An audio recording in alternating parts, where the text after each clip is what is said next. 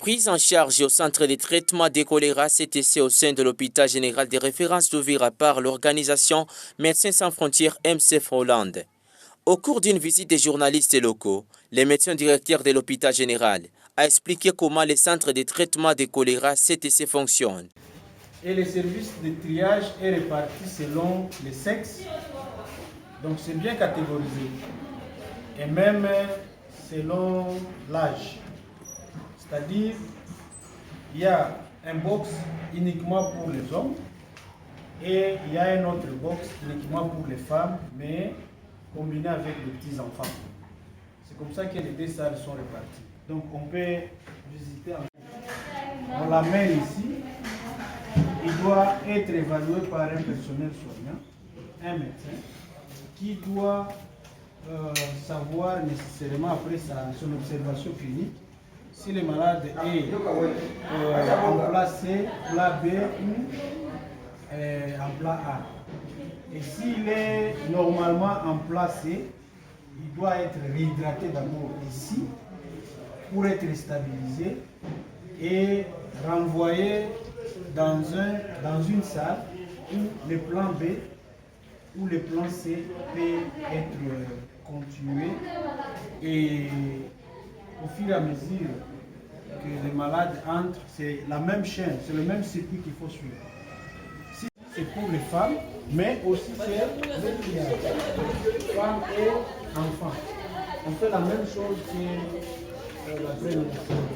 Donc on fait les tri, on stabilise, parce que les malades souvent nous arrivent dans un état grave, critique, on doit d'abord les stabiliser, parce qu'ils sont déshydratés sévèrement. On doit les réhydrater en place et voilà. Les accompagnateurs maintenant des malades vont rester dans cette salle de repos et les malades qui est resté dans le triage, après la stabilisation, il va aller soit séparer la famille qui a accompagné les malades avec les malades pour limiter la contamination. Voilà, c'est pourquoi ici il y a une salle de repos où les gardes malades peuvent se reposer et facilement les malades qui sont graves vont rester dans leur salle. Par rapport aux médicaments, ils vont tirer leurs médicaments ici. Mais nous avons un petit dépôt à l'entrée juste qui permet de servir aux infirmiers qui sont ici. On leur donne des médicaments selon les cas pour entamer la prise en charge au niveau de chaque salle où se trouve le malade avec choléra. Alors, les malades avec choléra, comme je vous l'ai dit, ils sont répartis selon leur état de déshydratation. Ceux qui sont déshydratés sévèrement, après stabilisation, ils vont rejoindre la salle C, qui est aussi combiné avec la salle B pour dire qu'ils sont déshydratés modérément. Donc, dans la prise en charge, il y a trois types de cas qu'on peut recevoir au CTC. Le premier cas peut vous arriver dans un état de déshydratation légère. Là, on va réhydrater selon le plan A. Le deuxième cas peut vous arriver dans un état de déshydratation modérée. Là, on va réhydrater selon le plan B. Et le troisième cas, qui est plus sévère, peut vous arriver dans un état de déshydratation sévère. Là, à ce moment-là, le plan de réhydratation, ça s'appelle le plan C. Et c'est comme ça que les trois salles sont réparties. Que ce soit chez les femmes, chez les enfants et chez les hommes. Voilà, on peut passer voir les salles. Ici, on hospitalise le plan B et le plan C. Parce qu'ici, il y a des enfants et les femmes, mais séparément des hommes. On doit toujours les séparer. Donc, on ne peut pas les combiner ensemble. Et là, c'est les plans A, c'est des malades qui sont déjà suivis et ils ont quitté des plans C, B pour être en plan A, c'est-à-dire qu'ils sont déjà dans le plan de sortie parce qu'ils ont un état de déshydratation léger Et lorsqu'on est en état de déshydratation légère, on est obligé de prendre les P-roches, c'est-à-dire on prend les médicaments par là, on prend les liquides par la bouche. Tandis quand on est en plan B, en plan C, la possibilité d'avoir les liquides par voie parentérale, c'est dans ce plan-là. Mais pour le plan A, c'est plus les SO, les sérums de réhydratation orale qu'on donne. Voilà, dans ça, on est ici. Si aussi c'est catégorisé selon l'âge, le sexe, soit une femme, un homme ou un enfant. C'est catégorisé femme, enfant dans leur box et homme dans leur box. Mais déjà ici, c'est un plan de sortie pour décharger les patients. Voilà sur les plans circuit, comment ça se passe ici. Sous l'appui du MCF, les médecins directeurs M. Changoula Machoupé présentent quelques défis qui étaient avant la présence des MCF au CTC. Avant l'arrivée de Médecins Sans Frontières, on avait beaucoup de choses. Je dirais que c'était pour nous difficile de prendre en charge le nombre de patients qui étaient ici chez nous et aussi par rapport au confort des malades. On avait des lits typicaux qui étaient déjà cassés et on avait aussi des structures qui étaient en état de détruire, qui nécessitaient vraiment la rénovation. Donc avec l'arrivée de MSF depuis le mois de février, on a vu des choses en train d'être réhabilitées. C'est pourquoi même vous voyez qu'il y a des portes, des toilettes qui donnent une image acceptable, adéquate, parce qu'il y a eu un partenaire, un respectueux partenaire qui nous a permis d'arriver à cette fin. Alors, par rapport aux défis toujours, les défis sont encore là. C'est-à-dire que aujourd'hui, nous avons MSF, mais après le départ de MSF, ce sera encore presque la même chose. Parce qu'aujourd'hui, tous les malades mangent. Aujourd'hui, tous les malades sont pris en charge parce qu'il y a des médicaments, il y a des liquides. Et c'est très possible. La prise en charge gratuite au CTC sans partenaire, ça pose un grand problème, un grand souci. Alors, par exemple, les femmes enceintes, jusque-là, on a encore des soucis. Pour les femmes enceintes, une femme enceinte qui fait le choléra, il nécessite un box spécial pour,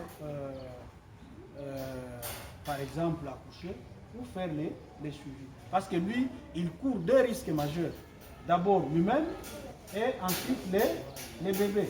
Ça, c'est un grand défi d'abord ici chez nous parce qu'on n'a pas encore trouvé une salle spécifique pour la prise en charge de femmes enceintes qui font les choléra. Vous n'allez pas les mélanger avec d'autres femmes. Il nécessite un suivi particulier. Vous voyez, ça c'est d'abord un défi ici chez nous parce qu'on n'a pas encore cette possibilité d'avoir la petite salle ou la petite maternité pouvant permettre que la femme enceinte qui veut accoucher en ayant le choléra puisse, n'est-ce pas, se trouver dans un confort accepté. Aujourd'hui, qu'est-ce qu'on fait? On doit la désinfecter. Par moment, on doit la déplacer d'ici jusqu'à la salle de maternité où il faut encore isoler cette femme. Tu vois, toutes ces gymnastiques-là, ça ne permet pas qu'on puisse briser la chaîne de contamination. Et donc, le risque peut encore être grand pour cette catégorie de femmes. Le MD plaide pour les femmes enceintes malades de choléra. Très souvent, quand c'est un malade qui vient par exemple de Kirungu ou un malade qui vient par exemple de Kigongo, ils ont des difficultés pour accéder à l'ambulance ou pour que l'ambulance puisse aller les récupérer. Par moment, ils utilisent le badjane. Or, en utilisant le badjane, c'est-à-dire que le risque de contamination n'est pas exclu. Donc, la possibilité que cette contamination puisse être là est là. Et donc, le plus important, c'est que ce serait bon qu'il y ait cette possibilité aussi d'avoir un véhicule permanent pour cette catégorie de patients. Parce que vous n'allez pas toujours prendre dans une ambulance un malade de choléra avec un malade qui n'a pas fait les choléra, même si on désinfecte. L'idéal serait d'avoir cette possibilité-là. Pour Madame Choukourou Kachinga Nouarit, superviseur HPCE au sein du MCF, par les comment MCF travaille au sein de la communauté. MSF est en train d'intervenir dans plusieurs domaines pour le choléra, notamment il y a le traitement au niveau du centre de CTC, mais au niveau de la communauté, nous avons installé des sites d'exploration. Ces sites-là sont là pour aider la communauté à avoir de l'eau potable. Après les sites d'exploration, nous avons aussi les messages que nous donnons. Ce sont des causeries éducatives. Et jusqu'à aujourd'hui, nous avons déjà organisé 22 causeries éducatives, notamment dans les écoles avec les élèves, au niveau des sites d'exploration avec toutes les personnes qui viennent puiser de l'eau, mais aussi au niveau des hôpitaux avec les mamans qui viennent pour le CPN. Mais là, on n'a pas fini avec... donc au niveau de la communauté, on a beaucoup d'activités comme aussi ateliers débat qu'on fait avec les autorités locales et des personnes influentes, comme avec les enseignants. On a déjà organisé des ateliers avec les enseignants donc dans différentes écoles. Mais nous avons aussi organisé 3 ateliers avec les chefs des quartiers, y compris les chefs d'avenir. Et au niveau de la cité, on peut organiser l'atelier débat avec les chefs des quartiers, avec toute l'administration de la cité. Dans un entretien après la visite des journalistes au sein du CTC, l'MD a indiqué que c'est depuis le 28 février 2025, déjà 53 cas de choléra sont pris en charge par MCF. Pour cette question, mais je pense que vous aurez un autre échange avec le médecin chef de zone qui pourra, n'est-ce pas, vous donner l'aspect épidémiologique de cas de choléra au sein de la zone de santé. Mais quant à ce qui concerne l'appui et l'intervention du médecin sans frontières au niveau de l'hôpital, c'est depuis le 28 février où MSF est venu nous appuyer au CTC. Et depuis ce jour-là jusqu'à ce jour, la moyenne par jour, c'est 1 à 2 cas. Est-ce que c'est inquiétant pour Uvira? Oui, c'est inquiétant parce que aujourd'hui, c'est presque toutes les aides de santé sont plus concernées. Et surtout qu'il y a eu un moment où la coupure d'eau dans la ville a persisté et les gens se sont servis de l'eau soit de la rivière, soit du lac Tanganyika. Et facilement, on constate qu'il y a vraiment des cas qui viennent de partout.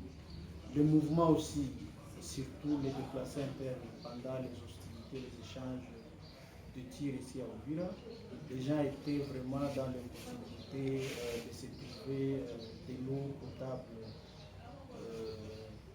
acceptable au sein de la ville. Et ça prouve réellement pourquoi il y a des cas isolés ici et là. C'est pas comme d'habitude parce que dans les années antérieures, là, on dirait au cours d'1 mois, on pouvait avoir une flambée de plus de 50 cas, 20 cas par jour et facilement on pouvait situer et avoir l'idée sur la cause. Mais aujourd'hui, on pense que c'est plus lié à ces déplacements et surtout à la coupure d'eau potable par la régie des eaux qui devrait normalement servir toute la ville. De son côté, le médecin-chef des zones d'Uvira, le docteur Panzonimi, la maladie du choléra est encore là, mais avec l'appui du MCF, la zone de santé est en train de s'organiser pour faire face à l'épidémie. Nous connaissons tous ici, la situation sécuritaire qui s'est dégradée. Nous avons connu une flambée des cas et pendant pratiquement 2 semaines, mais il y a eu une tendance à la régression. Mais depuis les 2 dernières semaines ici, nous avons observé que nous avons commencé à enregistrer au moins 15 cas par semaine. Donc, il y a une tendance à la remontée des cas de choléra dans notre zone de santé. Ce qui prouve bel et bien que cette maladie est encore là et qu'avec l'appui de nos partenaires, nous sommes en train de nous organiser pour voir comment arriver au contrôle de cette maladie, car les mêmes causes pratiquement produisent les mêmes effets. Et c'est une question qui nous préoccupe beaucoup au niveau de la zone de santé. Il y a des quartiers plus frappés par rapport comparativement dans d'autres. Bon, là, les quartiers sont presque les mêmes, parce que depuis un certain moment, c'est toute la zone de santé, tous les coins de la zone de santé qui rapportent les cas de choléra. Mais pour cette flambée ici que nous avons connue, il y a des quartiers qui étaient moins bavards en termes de cas, mais qui sont devenus un peu plus parlants. Là, nous allons citer essentiellement les quartiers Kimanga et les quartiers Nyamianda, qui se sont vraiment illustrés par un nombre assez élevé de cas qui sont venus se faire soigner au niveau de notre centre de traitement. Et quel est l'âge des personnes les plus affectées? L'âge des personnes les plus affectées, généralement, ce qu'on a vu ici, il y a des enfants de 5 ans et jusqu'aux personnes adultes les plus âgées.